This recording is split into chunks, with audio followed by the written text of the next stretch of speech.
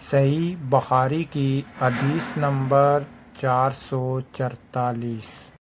رسول اللہ صلی اللہ علیہ وآلہ وسلم نے فرمایا، جب تم میں سے کوئی شخص مسجد میں داخل ہو تو بیٹھنے سے پہلے 2 رکعت نماز پڑھ لیا کرے۔ صحیح بخاری کی حدیث نمبر 445۔ رسول اللہ صلی اللہ علیہ وآلہ وسلم نے فرمایا، جب تک تم اپنے مصلے پر جہاں تم نے نماز پڑھی تھی بیٹھے رہو اور رایا خارج نہ کرو تو ملائکہ تم پر برابر درود بھیجتے رہتے ہیں۔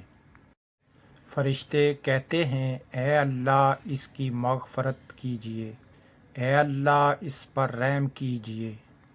دوبارہ سنیں۔